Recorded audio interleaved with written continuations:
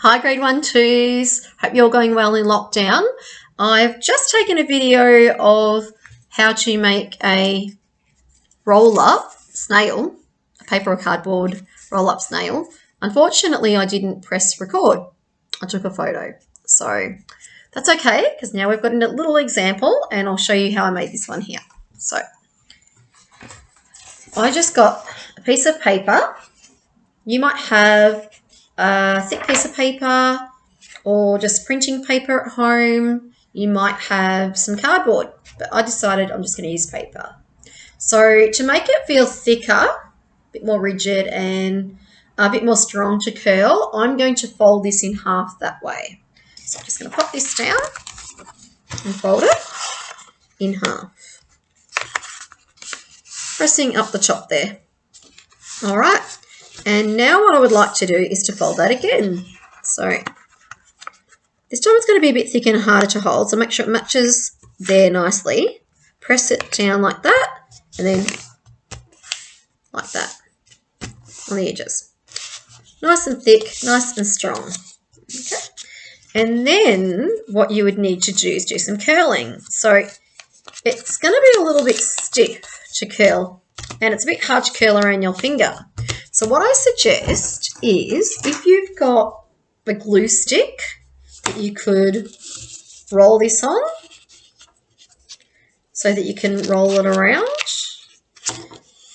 Or sometimes a pencil will work, as long as you don't tuck it too tightly, a pencil or a texter. So here I've got a texter. You could wrap that around. You're just chucking it there and then wrapping it around very lightly. I find the glue stick works the best for a nice round shape.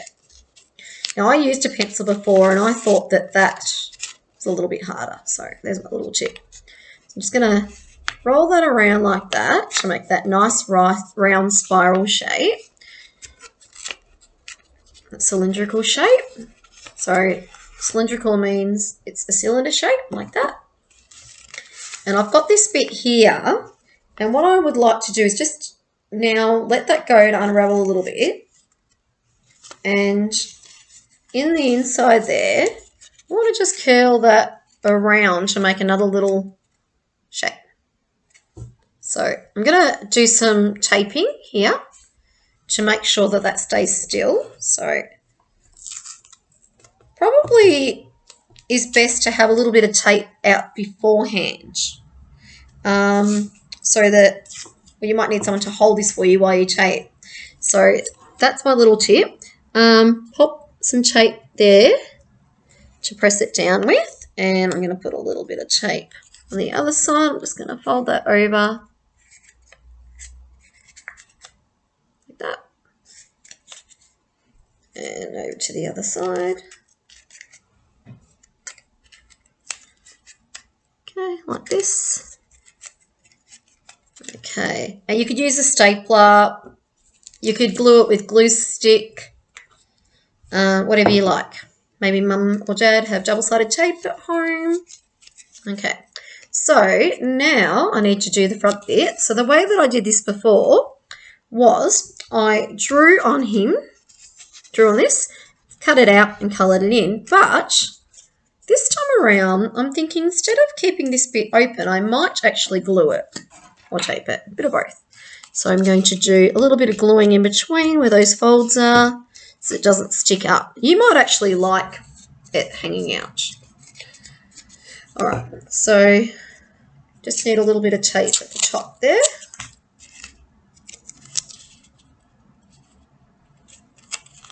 So that when I'm drawing it keeps nice and shut. Okay. And then I want to get my texture out, which I accidentally put away.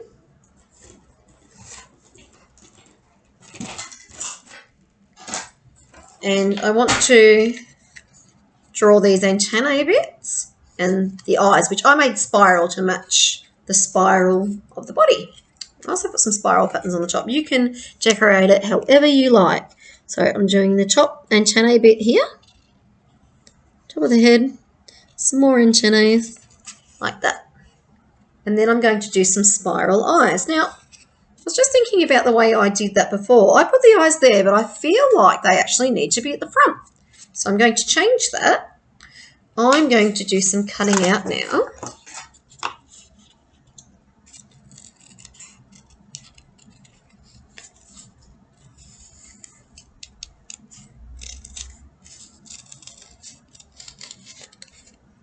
And if you find the paper's too thick to cut around, I suggest using small scissors, and you can always go back later and cut off a little bit more. I'll show you what I mean by that.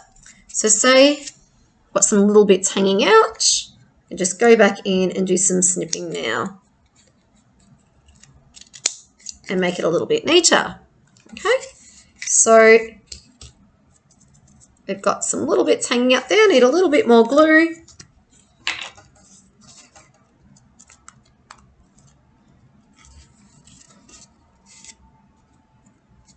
Let's it stick together a little bit nicer.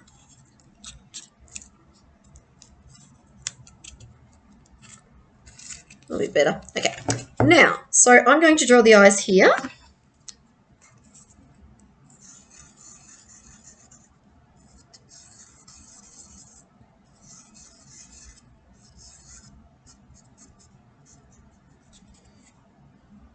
And you can draw a mouth, whatever you would like. Some teeth to make it look like quite a cute little character. Now I'm drawing upside down, which is not the easiest to do, but you get the idea. And you can then colour it in and do some patterns and decorate it however you like. Maybe you'd like to write your name on yours. So that is how to make a paper snail. I hope you enjoyed the lesson, and I hope to see you all next week back at school. Happy creating! Bye!